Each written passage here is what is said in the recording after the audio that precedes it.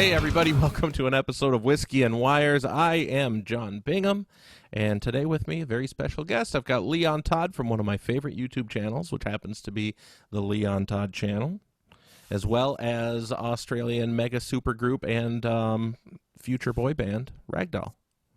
Future boy band, current boy band, because I am coming to you from the future here in Australia. It's, what are we, 10, 11, 12 hours ahead or something like that? 15?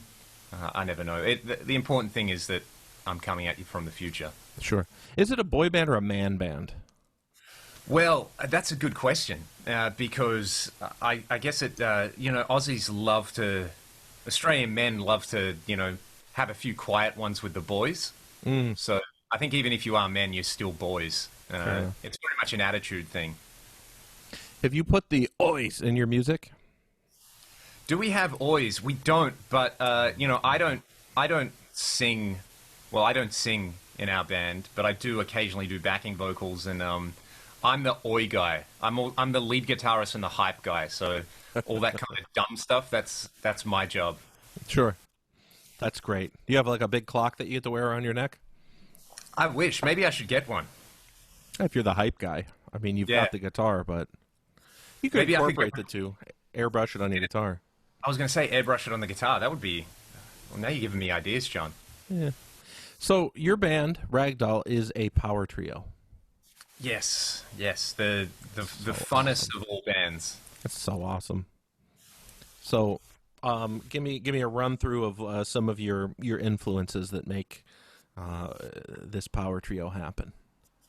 I think you said this before we started. We're kind of like a band that, missed the 80s, where it's a lot of the influences that bands from the late 80s and early 90s would have had are also our influences. So, growing up, I, tick the boxes: Deep Purple, Zeppelin. My dad's a guitar player, so I was super privileged where it was, I'd listened to Zeppelin and Sabbath and Deep Purple, but also he had like Molly Hatchet albums and Skinner and all the slightly more obscure, really cool stuff. I had Stevie Ray Vaughan albums, but I also had like Johnny Winter albums growing up. So I had that kind of diverse palette when it came to styles and things like that. So for me, that's kind of where I was coming from. And then I guess being a trio, you look to other trios for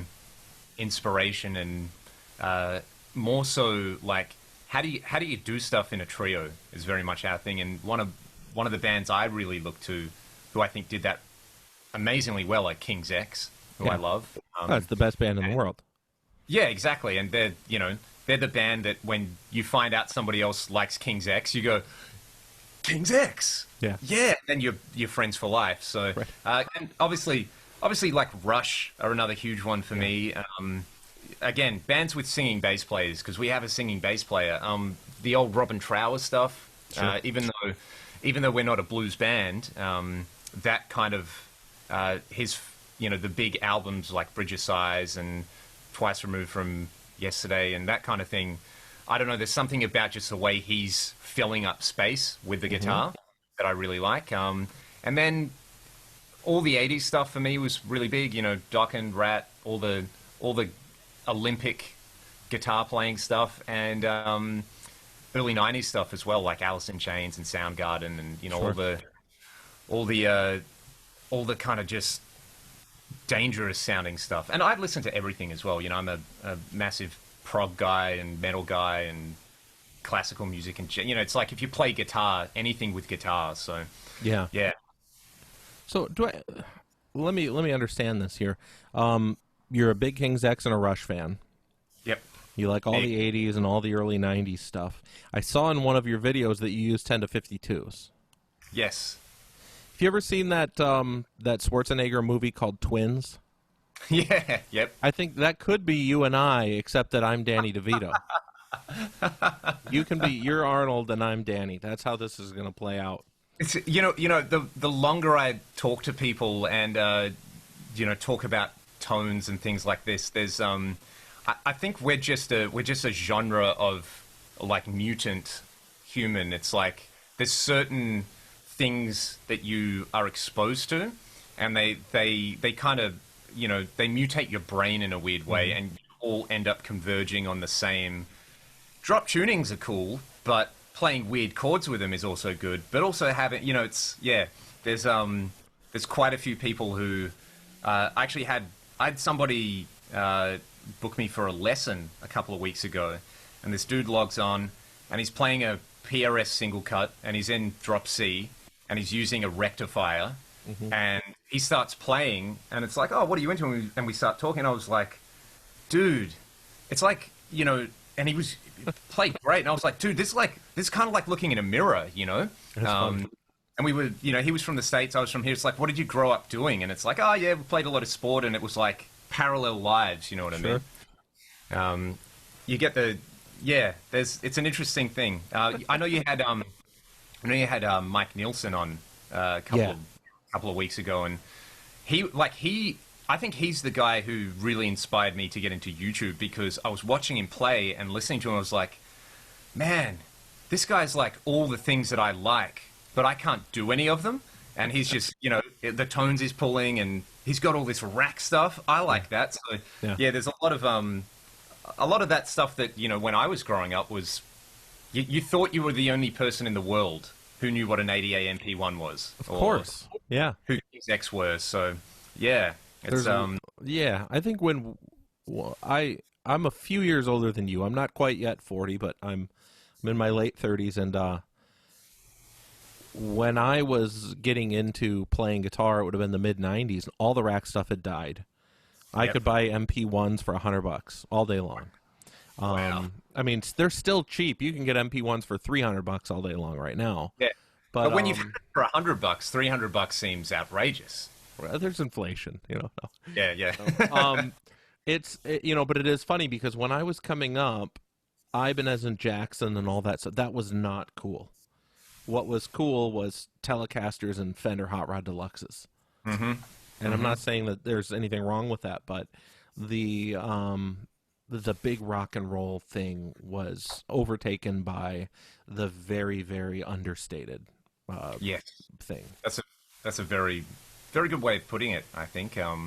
It was like exuberance was replaced with, kind of inwardness or something. I always remember starting... So I started playing guitar when I was, properly started playing guitar, probably 2001, 2002. And you could not buy a guitar magazine without, someone on the cover saying, guitar sucks, I don't know anything about the instrument, and I hate it. Like, that was the aesthetic. It was so anti... it was so anti everything. Just like, well, I don't play guitar. I play drums with strings on them, and I remember at the time, and I always remember having a buddy of mine over. We used to skateboard together, and we were watching this skateboarding video, and Rime of the Ancient Mariner was on it. Oh, okay. And I just remember being like, whoa, what? It was the first time I'd ever heard Iron Maiden. Oh, okay. And I was like, what is this? This is amazing, He was just kind of like, why do you like this? This is like old person music, And I that always stuck with me. And then trying to play, we were hanging out, and he'd show me, I don't know, a Green Day song, and we'd both be like, yeah, this is really cool. And I'd be like, do you like Deep Purple? And he'd be like, ugh. Yeah. Really, and I don't know if that was like a, I was trying to put myself in that mindset of maybe it was the production value on it he didn't get. Maybe it was just purely aesthetic, because now I do the same thing with my students who are the same age, and you can put on the brand new Alter Bridge, and they'll be like, wow, this is really cool. And you can put on the first Black Sabbath album, and they kind of, I don't know, they get it. I blame Guitar Hero. No, actually, I thank Guitar Hero for this, because it made all those old songs cool again. I think there's something to that. There's some truth there. There might be also some truth to just the cyclical nature of things that, Yeah. Once we went through that anti-guitar period, people now are coming around and saying, no, it's okay. Yeah. I think now, and there's kind of like that nostalgia cycle has, they get quicker and quicker. Like it took 20 years for the 70s to be cool again. If you think about Oh yeah, yeah. all the retro rock stuff that came out in the early 2000s, it was sort of like you had bands that sounded like the Knack, like it was the same thing, or like Old Sabbath or Zeppelin and those kind of things. But everyone was like, "Whoa, this is the hot new sound," and everyone who had been around them was just like, "Well, it's just, the guitars are dirty again and the production's dry," and now it's like those cycles have gotten quicker and quicker and quicker. And I remember in the like when I started playing guitar, I was like, "Man, I'm not into a lot of this stuff," but I just know I'm going to be older and there's going to be kids who are going to love Limp Bizkit, unironically. And like we've hit that. I mean, nothing wrong with Limp Bizkit because I can listen to it now and kind of like I get a kick out of it.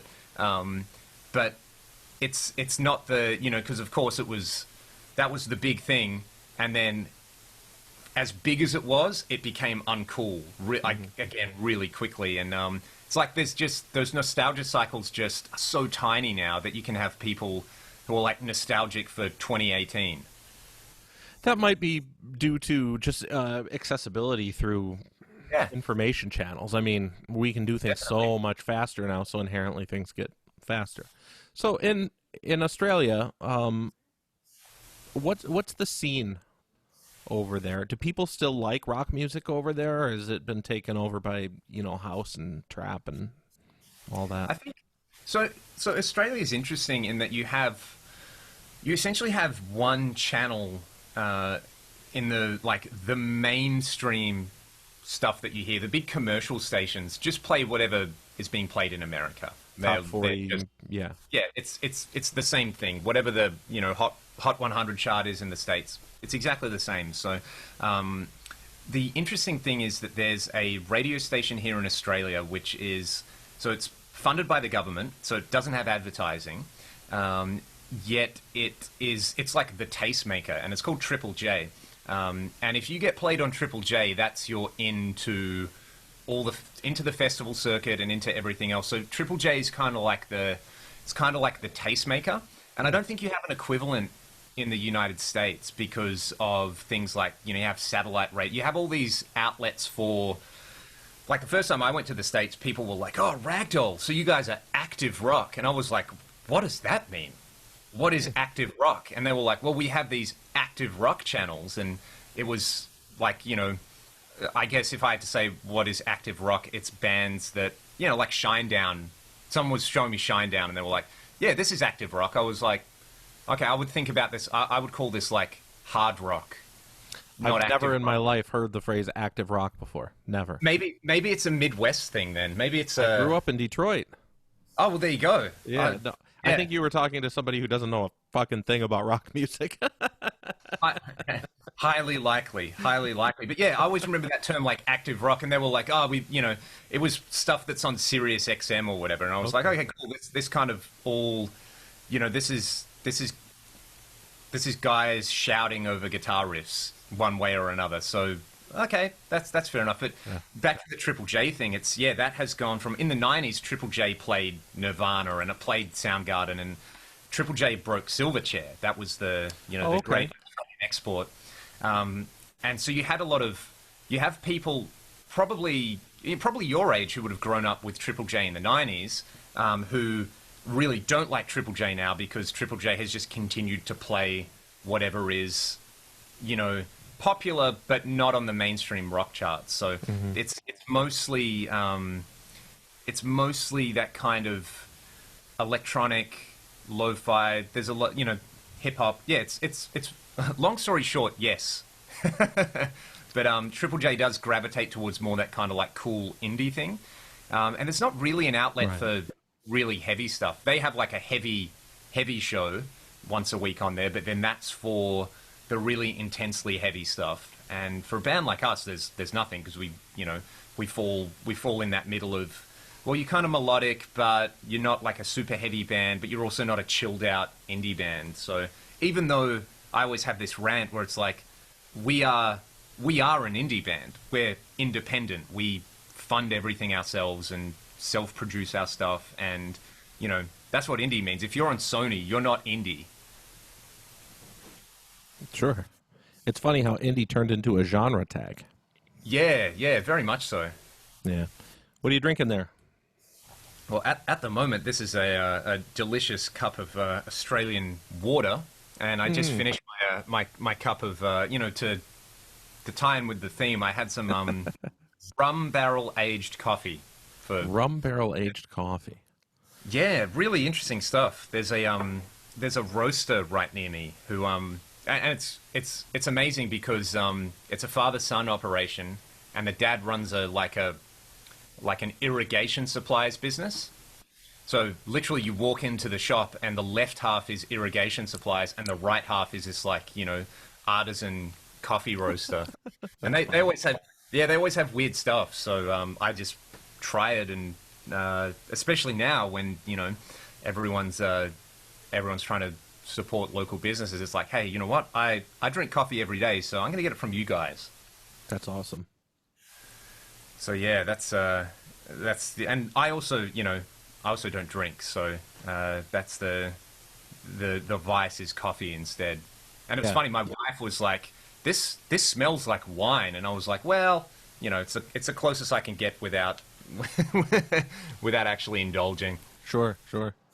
Yeah, I'm like a one little pour twice a week kind of guy. Yeah. Yeah, I don't drink that Oh, much. if you're gonna do it, enjoy it.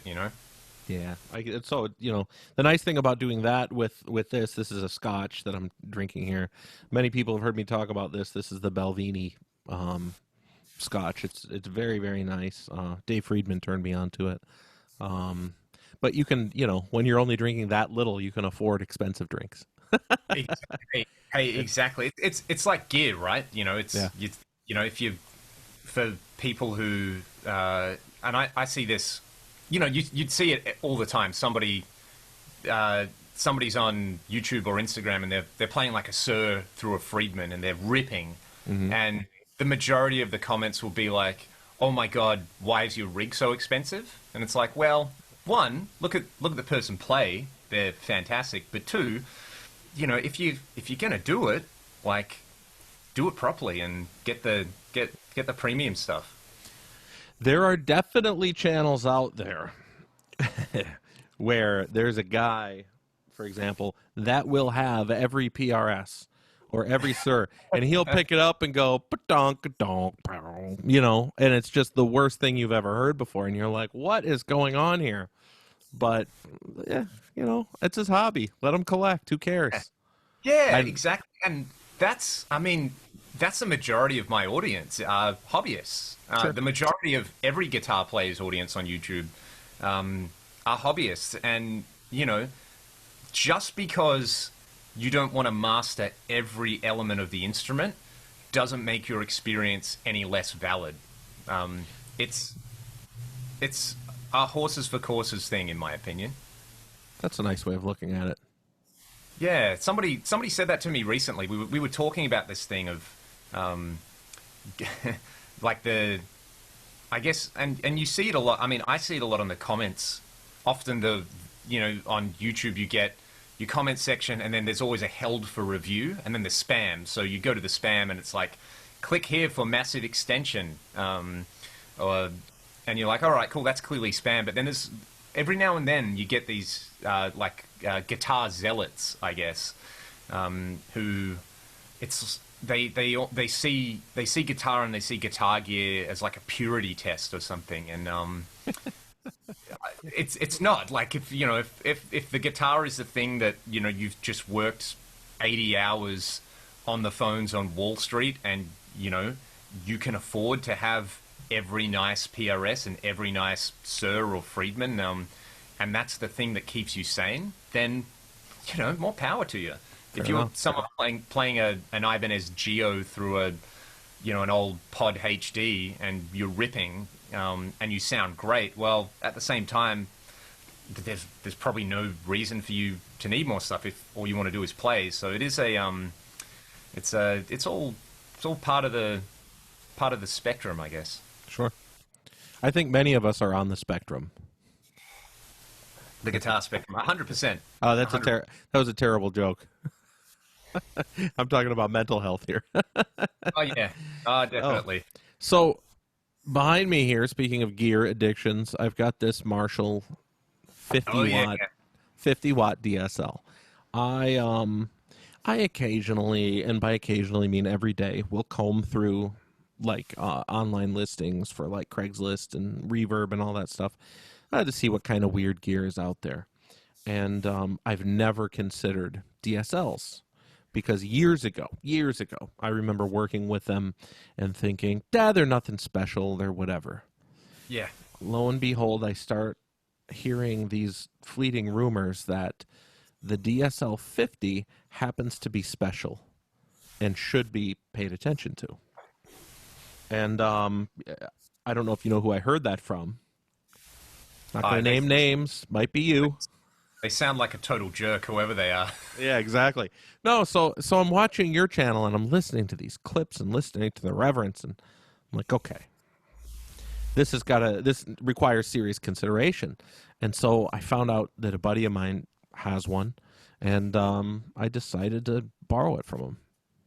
And it's incredible. Yeah, shocking. They shouldn't be that good. You know? Yeah, it's weird because on top of it, there I've got my Friedman, which I love. It's amazing, and yet I find myself playing this one a little bit more than this one, right? Probably because it's new. It's just new to me, yeah. But it's not like there's a clear, distinct advantage where you're like, the Friedman sounds arms and legs better, which for the value difference you would think that there would be. Yeah. This little thing sounds great. Yeah, I always think about it. I was just talking about this coffee I'm drinking, which is, I guess it's to buy a bag of it is probably, twice the price of a bag of just generic stuff. And you have it, and you kind of go, well, yeah, this is pretty interesting and pretty cool. But I've also been to McDonald's at 6 a.m. and had a coffee from there, which is pretty good.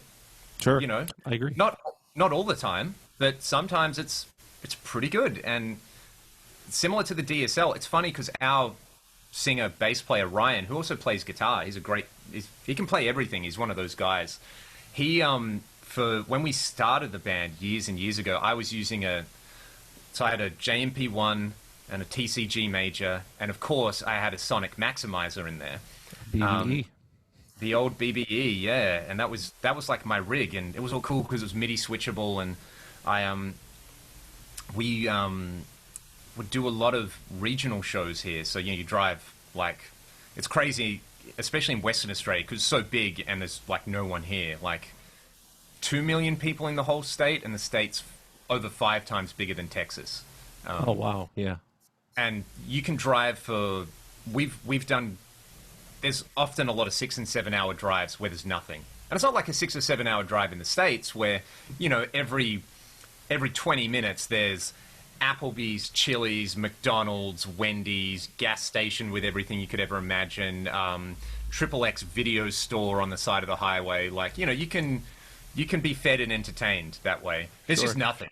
Like you drive through these tiny little towns that are the local convenience stores open for 4 hours during the day, and kind of like little zombie apocalypse towns. And we were doing a lot of these shows, and he kept saying to me, he's like, man, you should just, rather than pack your rack and all this stuff, just take my DSL.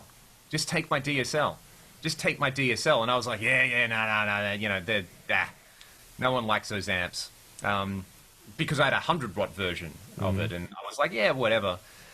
And I finally took his advice, and the first show I did with it, I was like, this is 1,000 times better than the guitar sound I've been getting. It just works. And then not long after that, we started tracking, it's kind of like the record, I think, a little EP where it's like we kind of found our voice as a band, and had this head lying around. It's like, all right, let's just try the DSL. We used it for everything, and it sounded amazing. It was kind of like, okay, this is I think this is the thing. And the great thing about it is, like maybe 2 or 3 months after we did that EP, we went to the States for the first time and we got thrown off the deep end into, doing backline shows and festival shows. And it's really easy to say, give me a DSL. Every backline company has one. Right. They always have like the choice between, a Hot Rod Deluxe, an AC30, a JCM 900. If you're lucky, a rectifier. That's like really lucky, but most of them also have a DSL. So it's like DSL every day of the week. And it was always, if it wasn't 100% the sound you wanted, it was no worse than 70%, Whereas the other ones could be like a 20% of your sound kind of amp. So, Of course. yeah, easy to dial in, not fussy about speakers or guitars. There's enough there. If you want to play like bone crunching metal stuff, you can put a pedal in front of it and the effects loop works, and it's a real workhorse kind of amp. That's so funny. So in your I saw a couple of live clips of Ragdoll playing, and it looks like from the silhouette, and I'm just judging from the silhouette because there wasn't stage lighting well enough to see. Are you using like a Boogie Mark IV when you're playing live? So for playing live now, I actually use an XFX live, but I do use the Boogie models in that. And before that, before I kind of made that switch, I was using, well, my old rig was a DSL, the 50-watt version, and a dual rectifier, that one. And it's funny because the things that the rectifier doesn't have, the Marshall has in spades, and the things that the Marshall doesn't really have, the rectifier has. So that was kind of my all-in-one thing. But if I did have to use an amp, I would just get a Mark IV now, because I had one in the studio recently, and it was... I wish I knew 15 years ago how to dial one in, because I just never got it. If you grow up get rid of the bass. Yeah, if you grow up playing Marshalls, you're like, everything on 7, the end, I have a guitar sound. Whereas this is like, you need to turn the bass down. And there's something so deep in guitar player psychology where you're only allowed to go from 4 to 6 on the knobs. That's dialing it in. That's exactly right. That's funny. Oh, man. And that's where you get the, like, I think that's where you get a lot of that, like, oh, no, man, the rectifier sucks. There's too much bass. And you look, it's like, because you have the bass on 4. Put it on 0. Well, I can't do that. It's like, yeah, you can. It's a really... And I find that sometimes as well, where it's like, I have pieces of gear where I'm like, it's fine. And then it's like, hang on. Have I ever just sat there and just moved the knobs into where it sounds good? It's almost, there's something to be said for amp designers, I think, getting it, and to the credit of, like, when you play a Friedman or a high-end amp or something like that, they understand that. I think that's where some of the extra value is, that it's like someone like Dave works with so many guitar players. He kind of not only understands the amps, he understands the guitar player's psychology behind it. And it's sort of like, you want this sound out of this amp, you don't have to do much work, which is awesome.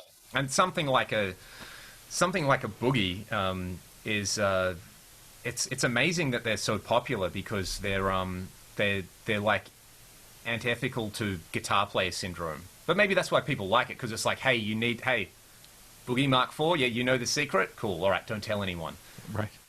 Yeah. That's funny. Yeah, I think speaking to that, you're absolutely right about builders designing products with end-user bias in mind. One huge difference you'll notice between that and that, there it is when you open them both up, there's an enormous build quality difference between the two of them. Yeah. And I think that's really where you get it. If you're looking for a great sound, either one of those amps will do it for you. But this one on top happens to have completely discrete components that are not on a board. They're chassis mounted, so you're going to have just a nicer, more robust feeling amp, where everything on the DSL is board mounted. The pots are on the board, the tube sockets are on the board, and there's something a little unnerving about having tube sockets on a board. I've never broken one like that before, but I'm a little bit like, I'm in my own head about that. Yeah, I mean, a great example. I have the first like really great piece of gear I ever bought was at Soldano. It's a Hot Rod 50, Hmm. um, and it was. I was fortunate. I got it probably 10 years ago now, and a friend of mine was selling it, and so I didn't know this guy had this amp, but he had loaned it to another buddy of mine. And I see this guy doing a covers gig playing a Soldano. I've never seen a Soldano before, and he's got like the best guitar sound in the world. And I was like, "Where did you get that amp?" He's like, "Oh yeah, so and so. It's his. He's selling it." And I was like, "I didn't know you had that amp." And yeah, friend of mine who just he would look up what famous guitar players use, and at the time he was really into like George Lynch and Warren DeMartini, and he was like, Soldano, I need a Soldano. He bought it, he plugged it in, he put all the knobs in the middle. It wasn't the sound he wanted. He went and bought something else, Right. and so I ended up buying that off him. And yeah, it's voiced a certain way, but like if you turn that thing on and you have the master volume all the way up, and you're standing in front of the cabinet and you have your guitar volume control turned off, you don't know that the amp's on. Yeah. It's so well. My tech, who I take all my stuff to here, who's he's an old like telephone exchange engineer. So he's in his 80s, but he's just meticulous with the stuff he does.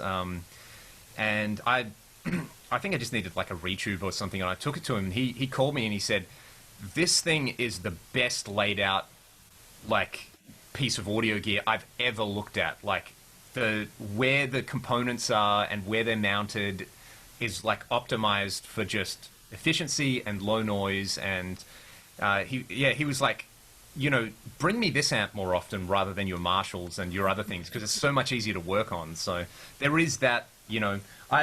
I had that amp has fallen down flights of stairs. Oh Like no. 5 minutes after being on stage, and it still works. Like, you do those quick changeover gigs, and someone's helping you down the stairs. Yeah, like disaster kind of stuff. And Right. yeah, I always just kind of know with that it's pretty robust. That's pretty awesome. Yeah, that's the test, really.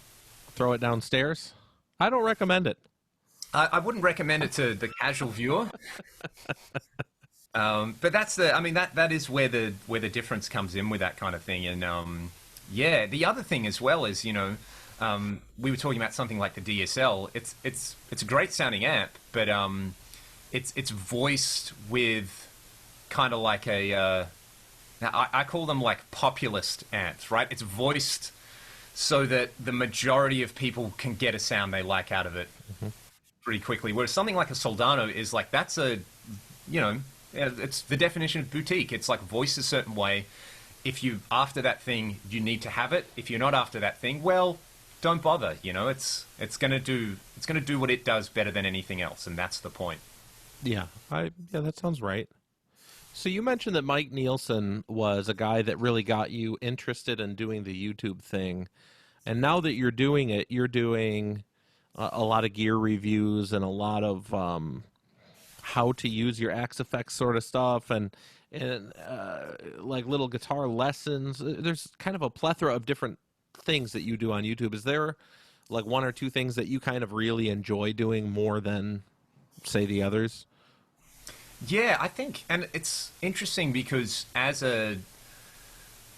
someone who now does YouTube as a thing, and I devote, I set aside time every day to make a little bit of content, and the thing that I've enjoyed the most is it's when I started, I wasn't confident in anything about like, if I had to mic a cabinet up to do a demo video, like say my early videos with the DSL, I would like call up my friend who's an audio engineer and be like, what should I use? And he would just be like, dude, just put a microphone on it, put it here, and it'll be fine. And twist the knobs. That's what we do in the studio. And I was like, yeah, but obviously there's some other kind of. And he was like, no, it's fine. You have that interface, just plug it in, it'll be fine.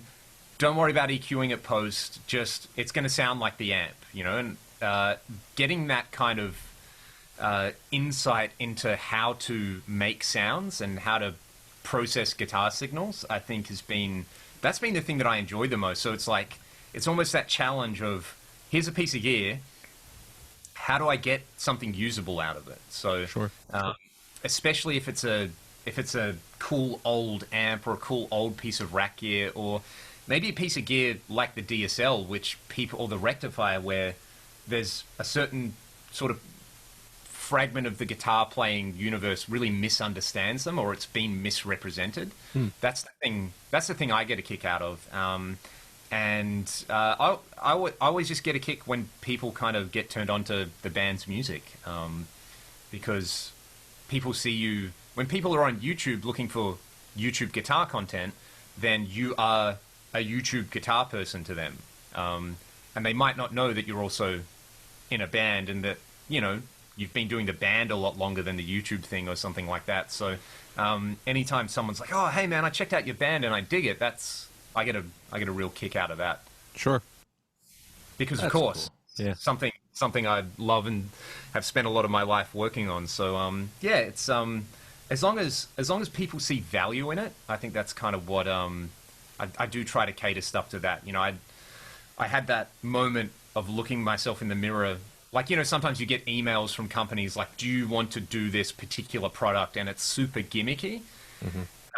And it's like, do I want to be that guy? I know if I do this, a bunch of people are going to watch it and I'll probably get a bunch of subs, but are they the sort of people I want to cater my stuff to? And then, you know, there are channels which do that, and that's their thing. And you'll see a month later, like, there's 10 channels who all cater to the same kind of thing, doing a video about this gimmicky kind of thing. So for me, it's I just really try to keep it about the things I'm actually interested in. That's cool. So you're keeping it genuine. There's nothing wrong with that. Yeah, and you know, it's what you see. What you see is what you get with a lot of this stuff. For me, it's my nightmare is becoming popular at something I don't care about. Like, you know, and this is, I mean, this is stuff that we spend time in the band writing lyrics about, where it's like, you know, people look at you like, oh, because you're in a band, and oh my god, especially if you're in Perth. Perth's so isolated. No one cares about you until you go somewhere else and you don't even have to do anything. You just have a crack at it. So the first time we went to the States and did some shows, we came back and people were like, you've made it. You're rock stars. It's like, yeah, those 3 people that came out on a Tuesday night in whatever, like, country town we were playing, to them, well, we were a band from Australia, so obviously we're rock stars. And then to everybody back home, it's like, yeah, it's not all it seems. So if you want to live the dream, you got to make sure that you're not living like someone else's dream with it. And I think that applies to YouTube as well. You see that with a lot of new channels that start. They have this perception that you have to do certain things. But if there's somebody else out there already kind of occupying that space, they're always going to have you know, they were there first. They've put the kind of flag in the sand. That's their thing. So you can copy them, but you'll never be them, and you'll also never be yourself. There's only so many people that need to review Amazon's cheapest guitar. Yeah, exactly. I don't think you've done that one, have you? And that's the sort of thing as well. Like, I see those videos, like, I could do this. I have $20 and an Amazon account. But, you know, the people who watch my channel aren't interested in that. They would much rather see me play a Digitech rack processor from 1987 that also costs $20. So it's like, well, all right, I'll spend my $20 on that and try to make some cool sounds with it. Yeah, sure. So when you were coming up and you were educating yourself guitar wise with you know, all the 80s and the 70s and everything else that you were listening to, did you have a couple of favorites? Like, would you point out like your favorite guitar player as you were weaning? Yeah, and I mean, one thing that I loved with the chat you had with Jeff and Mike was you talked about Yngwie so much. Oh, yeah. Because I was just watching that, and I was like, oh my god. I love Yngwie. I can't help it. These are my experiences as well. Like, you know, it was just everything that you guys said there. And when I started playing guitar, the thing that got me into rock music was really, I guess, being honest about it, was skateboarding. So I was 13, 14. That was a peak of street skating aesthetic, and you know, that exposed me to like punk and metal and all these kind of things. And but the band that got me into like rock guitar was Thin Lizzy, and a family friend of mine. Great choice. Yeah, family friend of mine gave me a copy of Live and Dangerous, and he was like, "Hey man, if you like rock music, you got to hear this. It's the coolest thing ever." And just looking at the cover, I was like, "Well, this looks awesome," you know. And then the first chord on Jailbreak, and you're just like, "All right, this is how do I do that? Quick, where's a guitar? Teach me how to do this." So that was my like intro to that, and then So it's always like where do the mutations come in, Thin Lizzy, cool. Oh, there was this guy in Thin Lizzy called Gary Moore, and he was a really great guitar player. So he was probably like the first guitar hero I had. And then, he played rock music, but he also then did some blues albums. And I had that VHS Blues Alive, where he has B.B. King comes out with him, and I think Albert Collins, and, he has these... It's like a small club show with people at like dinner tables, and he's also playing. That was the first time I ever saw a Soldano, so that's probably why I wanted one of those amps. And that kind of got me really early on. I was into like blues and blues rock, and then I heard Stevie Ray Vaughan. Sure. Game over. I want to play a Strat. I want to do this, and that was kind of maybe the first year of playing for me was all that kind of stuff. And my dad plays guitar, so he was like, well, if you like Stevie listened to Albert King. Here's an old Albert King record. If you like that kind of blues rock, here's Johnny Winter. He's also really good at that, but he does a different thing with it. If you like blues, you'll like Southern rock. Here's Skinner and Molly Hatchet. And so I kind of had the pick of the bunch of all the kind of, the cool gourmet stuff that you don't really hear down here. And then... This is 2001, 2002, 2003, like file sharing became a thing. And you could not go down to the local CD shop and buy an Yngwie album or a Dokken album. And when I heard Yngwie, that was the bolt from the blue where it's like, it just didn't sound humanly possible, And it was the Trilogy album, right? Where it's like, Mark Bowles screaming his nuts off, and then all the runs in between, and listening to that. As you were saying, it's like then you hear Trilogy Suite, and it just did a number on me. It was like it was the most balls out, insane. The thing about Yngwie is it's not like clinical either. It's like he is. His guitar playing sounds like somebody losing their mind, running out naked in public, screaming. Like that's the effect, the shock and awe tactic. So because I heard that, it was like, okay, well, who else is like this? And you get on the internet and you go on these blog sites, it's like you start seeing these names pop up: Paul Gilbert, George Lynch. Who are these guys? And I couldn't buy the stuff on CD, so I would use like LimeWire and things like that, and wait a whole day on dial-up internet to download a Rat song. That's so funny. Yeah, it's funny because I mean, even the fact that Trilogy was you're breaking into Yngwie, it's the same. Our experiences were very, very similar. Mm-hmm. It's funny in that regard. I don't know. It surprises me. Yeah. I think it's funny how you describe Yngwie. I mean, I completely feel the same way in terms of he's not like... Let's take somebody like Guthrie Govan, who's amazing. Yeah.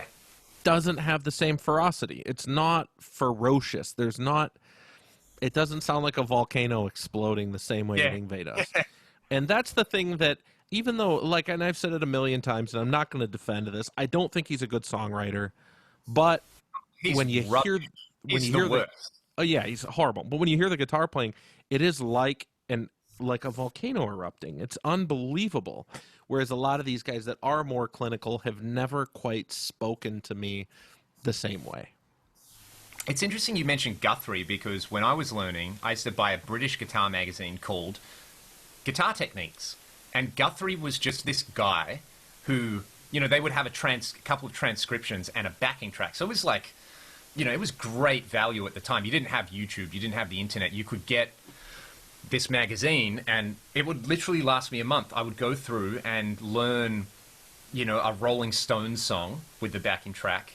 But then that would be like the beginner's guitar thing, and then there would be a Led Zeppelin song, and then there would be a Metallica song, and then there would be like, I don't know, an Extreme song or a Mr. Big song or Yngwie or something. And by the time you got to that part of the magazine, Guthrie was always the guy doing the hard stuff and just nailing it. He's so an I was amazing player. I always just remember thinking, like, man, this guy just writing for a guitar magazine is like, he's better than most of the play. Like, he's playing everything. The next month he would do Room 335, and he'd have a lesson on like how to play over altered chords. And I just remember thinking, like, man, whoever this dude is he's super talented. And then Erotic Cakes came out, and I get a message from one of my buddies like, man, have you ever heard of this guy Guthrie Govan? I was like, yeah, that's the dude who writes the articles in Guitar Techniques magazine. He's like, no, you have to hear this album. It was the first real modern shred album, I guess. And you listen to what he's doing, and it was just like mind-bendingly, amazingly good. And I think like he's kind of the guy. He's like the poster boy for, I guess, like the YouTube generation of players, where it is that smooth, delicate, articulate. You see, so everyone who does, there's a thing everyone does. It's the Instagram thing, where they do a bend, and then they slightly release the bend, but then they kind of do a slide up and down.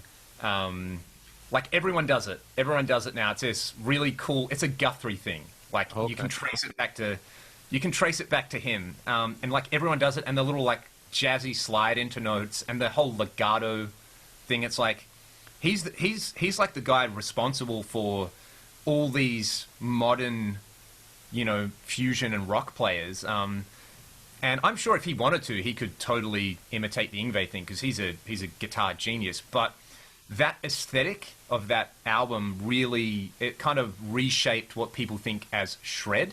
Whereas shred to me is it's that attitude, it's the insanity of it. Like you said, the volcano erupting. It's so outrageous. It's like it's a larger than life thing. And Yngwie to me he's the guitar equivalent of like an 80s wrestler. Like everything about him, he's always on. He's always on, That's and he's hilarious. Playing. It really is, though. It's that you don't get that. Whereas now it's like UFC, The guys are like, they're so much stronger and faster, but it doesn't have the same kind of like charisma about it. It is very clinical. It is very just like, I punch him in the face and he falls over. Whereas with Yngwie, it would be I get up and I do the dance, and we jump off a 10-foot thing, and there is just something about that which I find so compelling still. And from it, like one of the first concerts I ever went to was Yngwie when I was old enough. Not long after I turned 18, he had a show in Perth. There was like 100 people at it, and he played it like it was an arena. Like it was. Not only did he play so well, he did this aerobics routine, the whole show, in like leather. Yeah, I've been there. I know it. Yeah, it's just like this is the most. It's just you can't not respect the guy. Anybody who doesn't respect Yngwie doesn't get it. Yeah. Do you think that it's maybe? I'm basically just paraphrasing what you just said, so.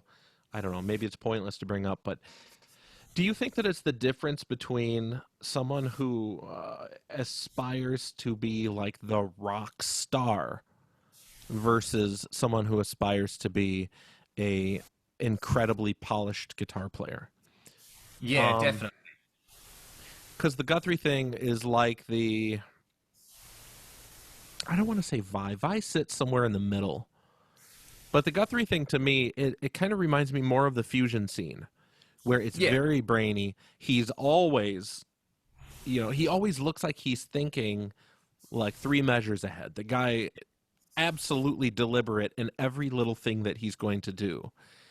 And there's something that's not so erotic about that to me. It's Yeah. and this is just me personally, folks. I'm not trying to tell you how to think, but like there's something about somebody who knows exactly what they're going to do next that's lacking in excitement. And that's where I think the rock starness of it all gets lost. You know what it is to me? You know what's exciting to listen to? I love guitar players where it sounds like they could make a mistake at any time. And Ingve has Yeah. that. Yeah. There's an element of musical tension about because he plays so ferociously and he plays with such like reckless abandon that you listen to it and you go, there's no way this guy's going to stick this run or this solo. There's no way. It can't happen. Then he does it and you're like, ugh. Whereas, when you listen to someone like Guthrie, the genius about him is that he's so controlled. You never doubt that he's not going to nail it. And that's a Right. different, as you said, it's like it inspires a different reaction.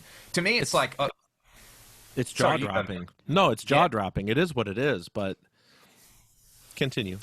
He does it better than anyone else. But it's kind of like you could almost draw you have three things. You have the Guthrie thing, the 100% control, the true like mastery. You have the Ingve over the top rock star thing, and you have the Steve Vai kind of.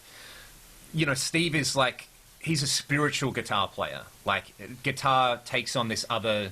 He's coming at it from this other dimension where it's not about the technique. It's not about all these things. It's about this inner thing happening, and that's what I love about him. And it's like, there's the 3 axes. Choose 2. That's what you get. You can't be all 3. Choose any 2 of those and run in that direction. So, yeah. And I mean, someone like, if you think about, I don't know, what would be some good examples of that choose 2? I think if you take like a Paul Gilbert, he's like the Ingve plus the Guthrie thing, where he's got the mastery and the control, but he does have he's got the charisma. Yeah. So he'd be a good example of that, where it's super controlled and super precise. He can play anything, but he's trying to keep it loose and rock and roll. And maybe, I don't know, if you took an Al Di Meola style player, he's coming at it from that control, but to him it's this esoteric, exotic, erotic kind of thing as well. So, yeah. No, it is. It's a really good point. Are you familiar with a guitar player named Matthias Eklund? Yeah. Oh, talk about people who I find incredibly inspiring. Yes. Yeah, I figured you knew that guy. Maybe he's all amazing. 3. Yeah, I mean, he's incredible. He's absolutely incredible. He's more in that Vi camp to me, like where he's coming at it from a different point of view that nobody can relate to. 'Cause I can't relate to that. How does somebody relate to that? Other than appreciating the music of it, Yeah, the thing I love about him is, he's been doing all these videos recently where his rhythmic approach to music, he's taking that Indian classical music system of Konakol, where you break down rhythms as syllables. And I love that he's doing that, but he's applying it to like progressive metal. So he's like, here's this like insane, if you think about it, using a traditional, Western music theory, it's like 2116. But he's like, no, it's just this. And look, you can tap that out on your steering wheel. And here's how you can sweep pick to it. The dude's bananas. Yeah, I absolutely love that about him. All right, so DeMartini or Lynch? Oh, this is now we're really getting into the hard questions. That's very hard. That should be easy. There's the right answer. Well, I think the reality is that Warren just ripped George off. George has kind of alluded to that, so yeah, I think that kind of answers itself in that case. Oh, all right. But Warren has more memorable riffs, in my opinion. I think that's the answer. Yeah. Who would you rather listen to? Yeah, I think, and I've seen both of them live. Right. Yeah, I've seen both of them live, and like, yeah, George is amazing, and watching him do his thing. But like, Warren has more of that kind of like just, he waits for the right moment and then he just explodes and then he brings it right back in. And when he's just, when he's playing the rest of the song, he's just the coolest guy. Man, that era had the best players. Yeah, Just definitely. ridiculous amount of talent coming out. I think about guys like that we're not talking about, like Vito Bratta. Vito He's just Bratta. like, oh my God, like White Lion. Yep. Harry Cody from Shotgun Messiah. Remember them? I don't. That one I'll have to man. look up. The first Shotgun Messiah album. Have a listen to that. He's amazing. John Sykes should be one of the most famous guitar players of all time. But Well, he never records and releases anything. yeah, exactly. Yeah, that's a good point. He's got some mental stuff going on that he's got to figure out before I think But when he does, anything he incredible. puts out is just amazing. And he's a great, like, one of my favorite things is that first Blue Murder album. Amazing. But there's a music video for one of the singles, like the ballad on it. And there's a scene, like the whole music video is like, him in this big flowy open shirt working as like a farmhand, like, there's some model brushing horses. And then there's a scene right before the kind of pickup and the solo in the song where he walks outside and it's raining and he falls on his knees and he rips his shirt open while he's singing. And that to me is just, we'll never have guitar personalities like that, because that was for real. Now people would do that as a joke, whereas at that point in time, that was like a flex on everyone else. Like, yeah, I can sing, I can play, I'm pretty good looking. Check out what I did in my music video. That could be your next video. That's we talk about this often about how can you do awesome stuff in videos. So maybe I just need to lift some more weights until then. Oh, you got time. You're in quarantine. Exactly. So, earlier, we mentioned King's X and Rush a little bit, being that your band is a power trio. Do you have any favorite selections from their respective catalogs? I think for me, my benchmark, like what a good rock album sounds like, is Dogman, King's X. I find that such an interesting document because they got Brendan O'Brien to produce it, who was the grunge producer. He did everyone from that era. And it sounds so brutally honest. Like, it's just there's heavy, what people consider heavy as like a, sound, which I don't really think is a sound. Heavy is an attitude, and that Dogman album is just heavy. Like, there is so much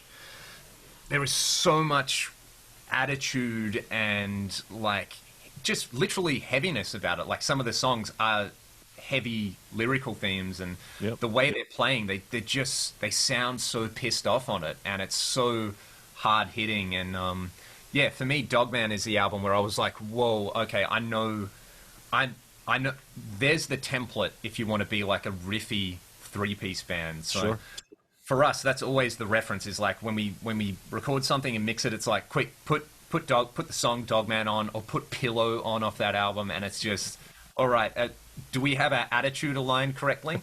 So that one, and Gretchen Goes to Nebraska is obviously the one most people, King's X. And everything about that, like, there's a lot of similarities between Ty and Alex Lifeson, I think, with the way they use the guitar, where they come from that background of like hard rock, but then they incorporate these kind of droning open strings. And like, basically, if you look at learn a Rush song and learn a King's X song, and there's going to be a point where you play a chord on the low strings and you hit the open G string and it drones, and then you go to a different chord and then you hit the open G string or the open B. That's like totally. Yeah, all day. I love doing that. If I can do that in a song, I will do it. So yeah, those two King's X albums. Rush, everyone starts with 2112 and Moving Pictures. But I'm actually a really big fan. Probably my favorite Rush album to listen to is Grace Under Pressure, which is really keyboardy. Yeah, it's a fantastic record. But it's like where Rush got emotional, it's a very reflective album.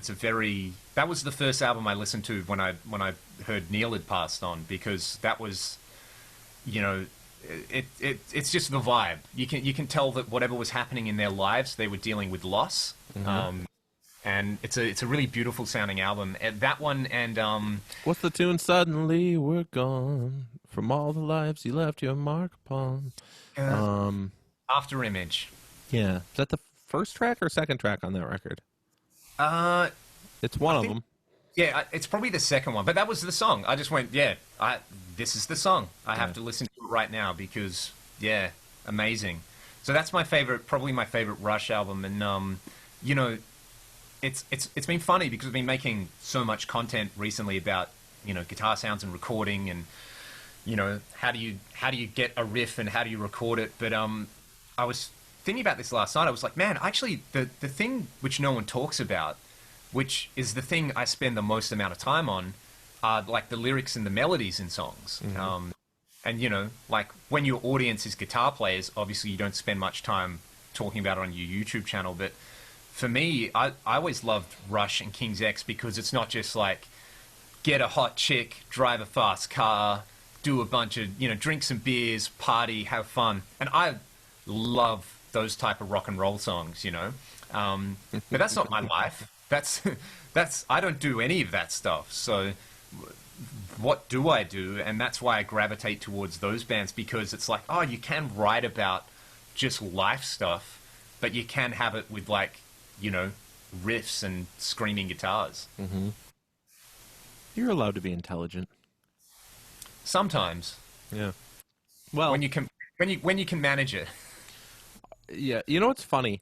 Out of those two bands, I probably know more people who would openly come out and say, I don't like Rush at all, like in the musician Yep. community, than would say the same thing about King's X. I think anybody who's heard of King's X in the musician community seems to look at them favorably. Yeah. I've It's never funny. had a conversation where a guy has said, oh, those guys suck. That- Never once. The one thing I always think about with King's X, the first year we ever went to the States and we went on tour, we had there was the three of us. Our producer and sound engineer came over with us, and we had, at the time, we had two guys looking after us who were our you know, managers, in quotation marks, and they basically just made sure we didn't get into too much trouble, and they did some of the driving and things like that. And our sound engineer producer found a King's X album for like $2, and you know, we were talking about how much we love King's X, and he put it on in the car, and the other people who hadn't really listened to King's X, after like 3 songs, they were like, oh man, can you play something else? These vocal harmonies are just, there's like heavy riffs and I like that, but it's weird with these like Beatles harmonies on there. It's kind of making me feel queasy. So that's the only thing I've ever heard, and that's why I recommend people listen to Dogman first, because there's less of that. It's more, you know, their Sabbath meets Beatles, and Dogman's a little more Sabbath. Until they listen. I don't know, though. You get Dogman, the track, but then the second track is Shoes, Oh which yeah, it starts out with completely a harmony. cappella. Yeah, yeah. Well, Look out for that, folks. exactly. Maybe by then they'll kind of be into it. And yeah, Dogman, the track is incredible. Then you've got Flies in Blue Skies, which is incredible. Cigarettes. Yeah. Yeah, and there's a song on there, Human Behavior,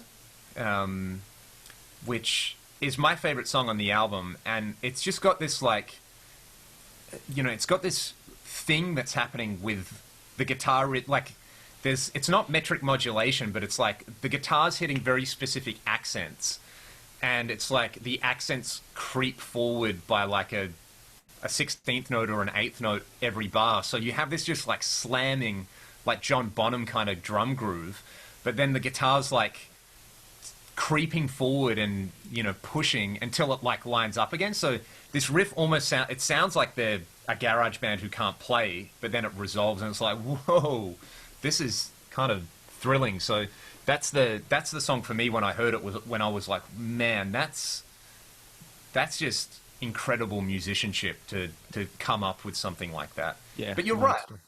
Most people will go, oh, Rush, great musicians, but I don't like Geddy's voice. Whereas, Doug is he's got such a great raspy, bluesy, and he can push his voice right up. There's actually someone did a Van Halen tribute album with they do Light Up the Sky, which is one of my favorite Van Halen songs. It's Doug on vocals, Billy Sheehan on bass, Vinnie Colaiuta on drums, and Yngwie on guitar. Really? Yeah, I haven't heard that yet.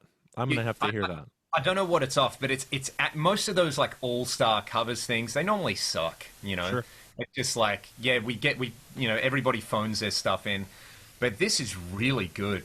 Like it's a really cool, like Doug does his thing, and he does the kind of DLR screams, but in his way, and Yngwie just does Yngwie, but he taps a bit. Right. If you by any chance happen to stumble across that over the next few days, email that to me because I'm very curious. I will.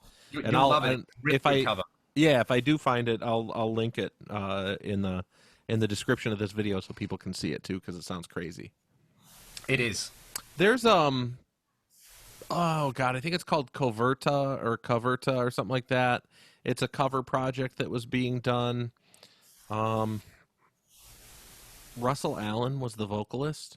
Do you know Russell Allen? Russell Allen is one of my favorite singers. Yeah, he's ever. really, really good. And he did Symphony X. That's his band. Yeah, right. Symphony X. He did a cover of Barracuda. And it's just incredible because he's like he's nailing that Ed Wilson stuff, and you're just like, what? That's a man.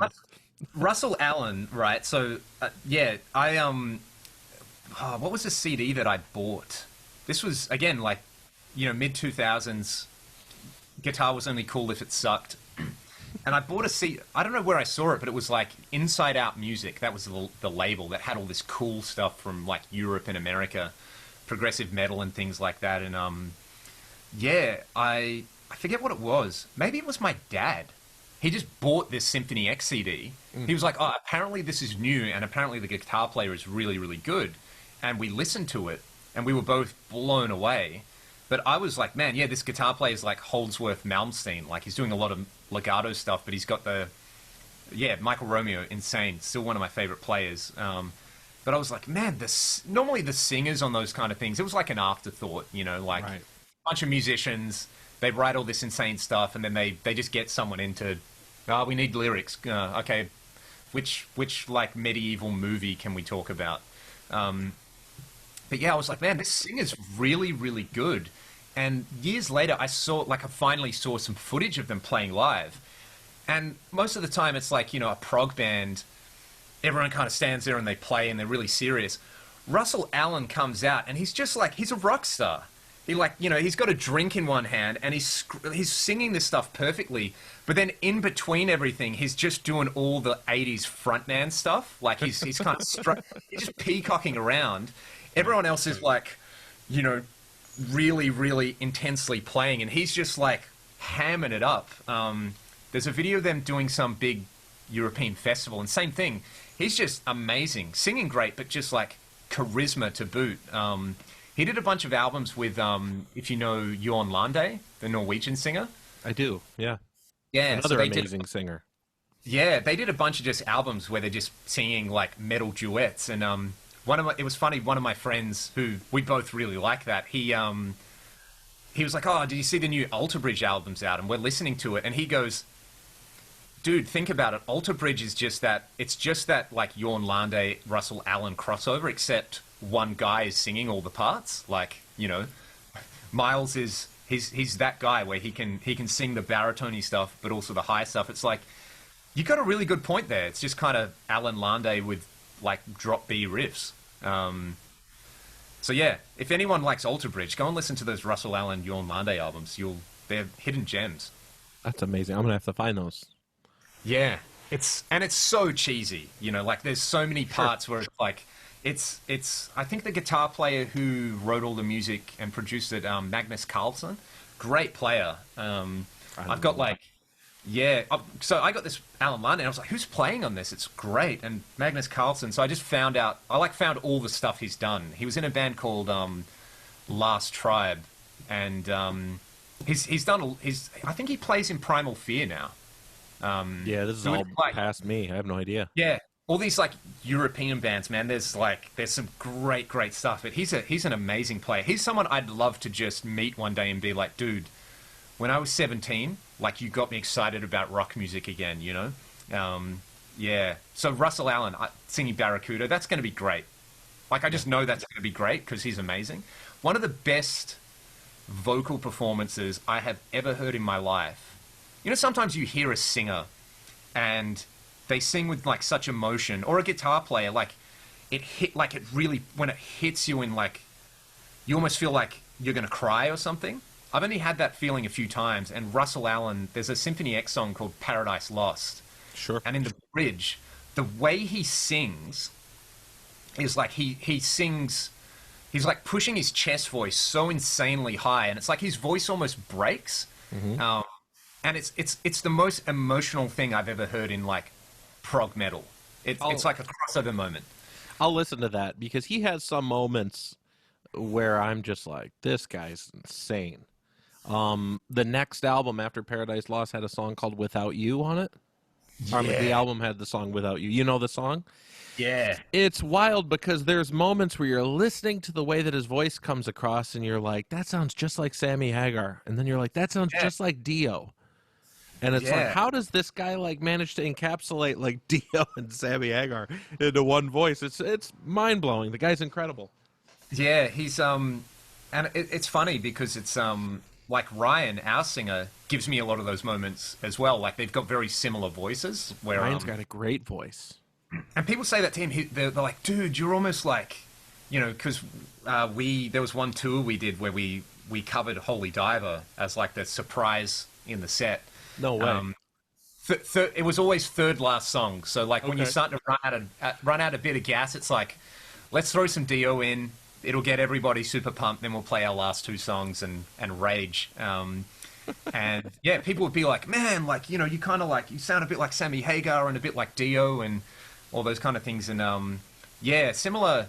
I don't know. Those guys just have a gear in their voice where it's, I mean, because I play so much with Ryan and I've done so many shows with him, especially big shows, where it's like, you know, he'll be backstage or something, and he's kind of like, oh, I'm feeling a little bit scratchy or something like that. He's like, yeah, you know, I haven't been feeling the best, and it's like they get on stage, and Ryan's a small guy as well. Like I'm 6'2", and he'd be 5'8" or 5'9" or something. So I always stand a few steps back on stage so it doesn't look weird. There's a big enough height difference in there. But yeah, it's just like the number of times I've seen him, like he just looks and feels like shit off stage, where it's like, man, you look unwell. Straps a bass on, he gets on stage, and then like I've seen it where he just goes somewhere and then the notes come out and you're like, dude, how do you do that? Like, how do you? It's just like sheer willpower or something. Where it's like, you know, we did a gig where he had lost his voice. He couldn't talk. Literally, he was like, and he got up and did an entire show and just like screamed through the whole thing, nailed it. And yeah, it was. Sometimes it's kind of terrifying, and you see people in the audience kind of really like, you know, it almost shocks them that someone can do that with their voice. So yeah, that's the thing for me, which is just like, man, how do you? There's this extra gear in there that they can just access when they need to. Yeah, I don't have that gear. I've tried singing. I don't even impossible. have the first gear. Yeah, yeah. I Are there a lot of bands like you guys in Western Australia? No, we're a real strange anomaly. We're always the heaviest band or the lightest band on a bill. Okay, so there's a lot of like the death metal and black metal and stuff over there. Yeah, and like Perth especially has a pretty good kind of extreme music scene. Oh, cool. There's some really good, like really heavy bands, and then some really good, very pop indie electronic bands. Perth's always like punching above its weight. And whenever I have to do like a radio thing in Australia, they always go, "So what's the deal with Perth? You guys are putting out so many great bands." It's like, no, literally, like the only bands who kind of get anywhere are the ones that you hear. It's like it reinforces itself, because to do anything, they have to get out of Perth. But to get out of Perth, you have to have something about you. So by definition, it's we've always been that weird band. If we play with if we do a show where the bands are kind of grungier sounding, we're the 80s band. If we do a show with a bunch of kind of like rock and roll bands, then we're that weird like heavy band. If we do a show with metal bands, we're the weird 70s band. So yeah, it's I've learnt to I now understand. It's like, well, that's a compliment if people can't put you in a hole. And there's two songs people always play. You know, like this, you finish your set and you're packing up, and the sound guy will put house music on. It is always a Whitesnake song, or it's always "Here I Go Again," or it's "Man in the Box." They're the two things people play, like almost universally. Europe, America, Australia. It's happened so many times where we finish the set and you hear those keyboards on "Here I Go Again," because obviously the sound guy's been like, "Wow, this singer's kind of got a Coverdale thing going on about him," or they've listened to the riffs and they've been like, "Oh yeah, this is drop tuning groove stuff. Let's play this one." Let me ask you one more question here, and then I'll let you run. You mentioned that you were a big Deep Purple fan. Oh yeah. Would you be more of a Burn fan or a Machine Head fan?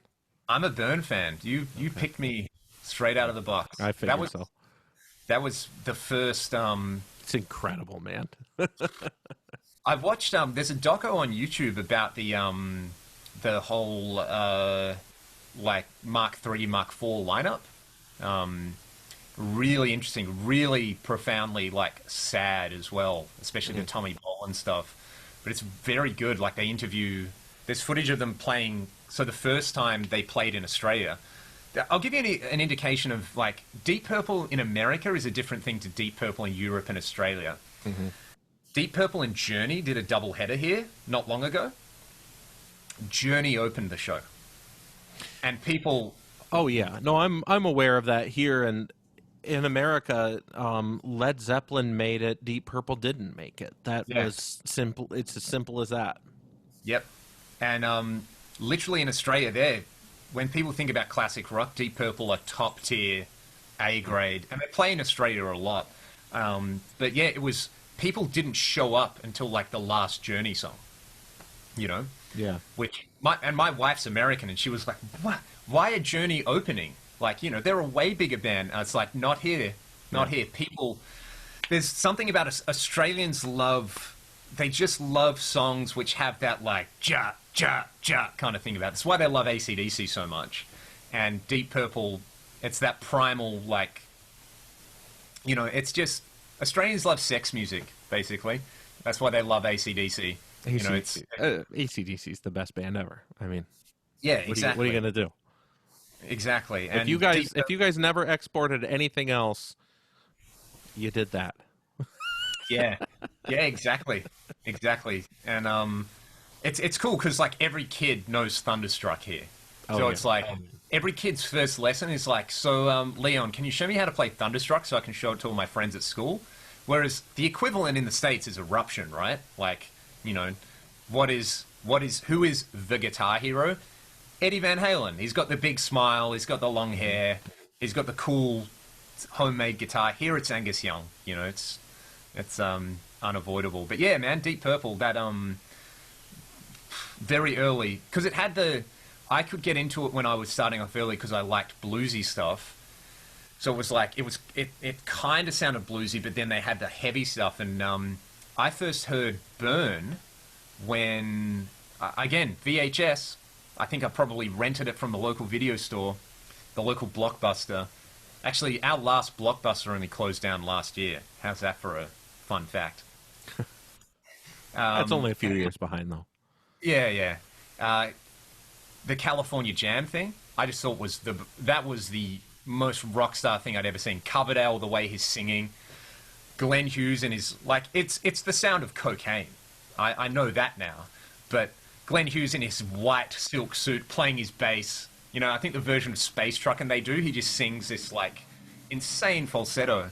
But then Richie just like smashing the camera and blowing his amps up, and that was like there's a raw primal kind of energy in there. Just his like, you know, no, this is I'm in charge here, and I'm going to do whatever I want, and there are going to be no consequences for me.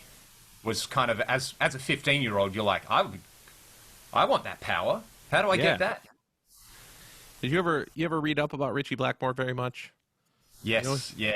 You know that he wasn't using Marshalls in the studio. Yep. Very interesting. I've talked about this before, but a lot of people don't know that. They always think they associate Marshall. It was the AC-30. Yeah, same thing with Jimmy Page, right? Like every kid who gets into Led Zeppelin wants to buy a Plexi and a Les Paul, and it's like, what's your favorite Led Zeppelin album? They're like, oh, the first two. It's like, dude, that's a Telecaster and a small amp, you know, and very, very good engineering and creative use of the studio. Which is, you know, everyone thinks of the Dragon Suit and the '59 Les Paul. It's like, I get that he would use that live, but for those iconic albums, it's it just goes to show that like so much of what we think is a guitar sound isn't. It's like once it goes through a microphone or Black Dog is apparently like direct to console, like a pair of 1176s slammed, and you know, like it's not a polite guitar sound, but it's iconic. Yeah, it's funny. I said that there was going to be one more question, yet here we are. But it's just so interesting. Warren DeMartini on Out of the Cellar apparently didn't record the guitar solos with the Marshalls. I had heard through an interview. I was reading an interview that he did that he said the leads on Out of the Cellar were recorded with one of the Fender Rivera era Super Champs. Wow. Super Champ dimed up through a 412 cabinet. Let me go to Reverb and eBay right now and find out where I can find one of these. Right. That's a great lead guitar sound. It's hilarious, though, because nobody would ever think that was the case. Yeah. Lo and behold. Yeah. There's a band, they weren't called the Angels in America because you had Angel were already a thing. So I think it was like Angel City so there's an Australian rock band called The Angels. I'm totally familiar with The Angels. Yeah, great. So they're someone who played bass for them for a while is, you know, he kind of gets around, and I don't think he's based in Perth, but does a lot of shows in Perth. And he had a thing on his Facebook a while ago, which was like, you know, who can guess what amp we used on this? And they did an album in the mid to late 80s. I forget the name of the album, but there's a great song in there called Backstreet Pickup. And it just sounds like Eliminator era ZZ Top. It's like so sleazy and groovy. And everyone was like, oh, 100-watt Marshall through, and, you know, I forget the exact thing, but similar thing. It was like all the guitars on that album, which is one of their big albums, it was a tiny little combo. I think it might have even been a solid state thing that they just mic'd up and got it cranking, and that was the sound. Yeah, you never know. Nobody knew for years that Ty Tabor was using Gibson solid state amps. That's the ultimate unicorn, man. You know, when you can you not find them over there at all? I've never seen one. Oh yeah, because you can get them here and they're not that expensive. That's pretty cool. I know someone made like a preamp pedal emulation of it recently. Oh, okay. Which is kind of cool. But I mean, I love whatever he's doing on those first couple of albums. It's such a unique kind of sound. But for me, my favorite Ty Tabor sound is Dogman, and that's like an early rectifier. Well, the bonus about Ty Tabor, I shouldn't say the bonus, but the secret really is, it doesn't matter if you're using that Gibson amp. If you want that sound, do you have a Strat? Oh, yeah. Yeah, if you've got a Strat, just put it in position 4, one click away from being on the bridge and middle combination. Just use that and turn everything all the way up, and you sound just like them. It's amazing. Yeah. That's all it takes. I mean, what does he use now? Like Orange Crush amps or something? Like, I saw something with him recently, and it still sounded like him, you know? Right. I think he just uses whatever's cheap, Yeah. Yeah, honestly. which is a pretty good philosophy a lot of the time. That was, the first. My bandmates and our engineer at the time will remember this. The first year we went to the States, the Aussie dollar was very close to parity with the US dollar. So rather than take all our gear, we were just like, we'll just buy stuff. Stuff's so much cheaper in America anyway. And we went to like Guitar Center. Drummer finds a drum kit immediately. It's a really nice Gretsch kit. He's like, I'm going to go all in. I'm just going to buy this nice Gretsch kit. I've been wanting to get myself a Gretsch kit forever. I'm going to do it. Bass player's like, yeah, whatever, doesn't matter. I tried every amp they had there. And I was like, I'm trying like all these weird messes. I'm trying everything, And and I was like, hang on. What amp do I have at home? Okay, I have a DSL. They don't have a DSL. I have a Soldano. The Soldano circuit's very similar to like a, 5150. They had a 6505 combo, the 112 combo. Hmm. $200 used. Dirt cheap. Yeah. I plugged it in and I was like, yeah, there it is. That's that's the sound I use. I don't need a pedal in front of it. It works and it's a combo. Fantastic. I don't need to cart a whole bunch of stuff. And that to me is up there. That it's a 6505 plus 112, the 112 combo. Honestly, if you can find one of those used, like I said, 200, 300, $400, you can get them. They are they're up there with the DSL for like bang for your buck. Because you only want the high gain channel. That's really all you want to use on it. And it gets you that sound so much cheaper than anything else. If you want to tighten it up, get a cheap tube screamer or get a bad monkey or something, put it in front of it, and you got a great, cheap, awesome rig. I did a lot of shows with that thing. That's awesome. Yeah. By the time it's through a board and through a microphone and through Yeah. the mains of the house, that changes a lot. Engineering can do a lot to your guitar Oh, sound. yeah, big time. And once you my philosophy now is that's why I use the Axe effects, because it's like, cool, I have, like, the thing that I did was I made impulses of my own cabinets with the mics that I like, so it's like, I know I have that level of, it's just consistency, it's like, Sure. it's my cabinet, it's my microphones, I know I like the mic pointed at a certain place on a certain speaker, I've got that baked in, I've got the amp that I like, and it's not like I use 500 sounds during a show. It's one amp model, the same speaker cab.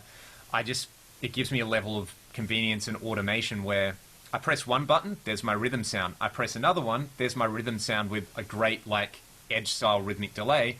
I press another button, everything's a little bit louder, a little bit more distorted, and it's drenched in delay, so I can play Sure. guitar solos. And I'm happy. And then I plug an XLR in and let the sound guy do the rest, and I spend time backstage like enjoying, the bananas and little things we put on our rider to, because you're meant to, you when we got to the stage where we could have a rider, it was like, oh cool, what are we going to put in it? Let's put fresh fruit, because you end up being like pirates in a band, you don't get scurvy that way, and yeah, it's great because then I spend more time just kind of getting relaxed and getting into the zone and then doing the show. And then when I'm at home, I have all my toys. So that's the think behind it. So, do you think you're going to be able to do any gigs in 2020, or you think Australia is going to keep it pretty locked down? Oh, that's a good question. I would be. I don't know. is the closest thing, because I'm not Maybe- on. I would Maybe be- a good I would- time to finish an album. Yeah, that album we've been spending a couple of years on going, I know we need to finish this, but let's go on tour. Yeah, hopefully.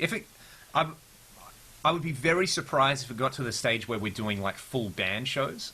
I would say, a lot of pubs here like having duos and things like that. So I can see that going back. Fingers crossed, because I know a lot of people who make their living that way. Yeah, I would be really surprised.